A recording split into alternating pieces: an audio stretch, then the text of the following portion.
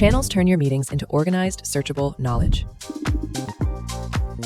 A channel is a folder, a way to group related meetings so people can find them later. That's all it does. Think of channels like folders on a shared drive. Sales calls in one folder, customer interviews in another, and recruiting calls in a third. When someone needs something, they know where to look. Here's the question we get most often. Do channels control privacy? No. Moving a meeting into a channel does not change who can see it. The meeting's privacy setting still determines access. This trips up a lot of admins. You create a sales calls channel, add the whole sales team, move a meeting in, and wonder why some people can't see it. The answer? That meeting's privacy is set to only owner or participants only. The channel doesn't override that.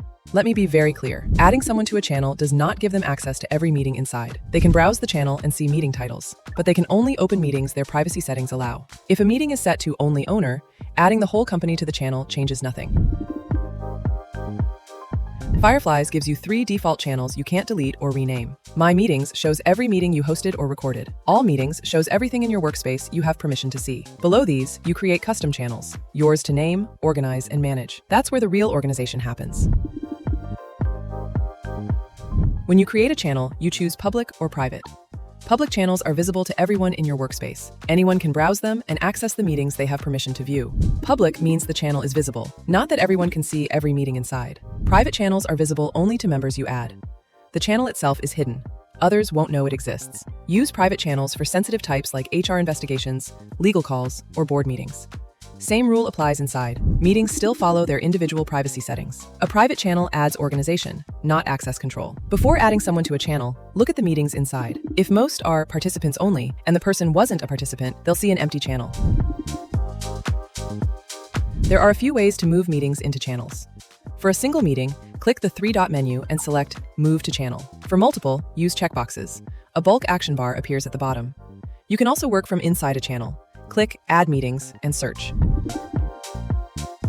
Most companies should organize by team function first. Sales, recruiting, product, then add topic-based channels as needed. This matches how people think. I need that sales call, not I need that Q3 thing. A structure that works for most teams. Sales calls, customer feedback, recruiting interviews, product research, leadership meetings as a private channel, internal knowledge for all hands and training, and support escalations. Sales calls, discovery calls, demos, negotiations, your revenue team's library, customer feedback, customer interviews, support escalations, feedback sessions. Product and success teams reference these. Start with 5 to 7 channels. You can always add more, but too many upfront creates confusion.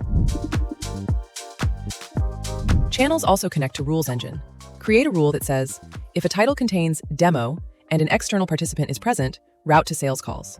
Or, if the host is in the recruiting group, route to recruiting interviews. Every meeting organizes itself. Manual organization is fine when starting out. Rules Engine is how you scale without the busy work. Channels need maintenance.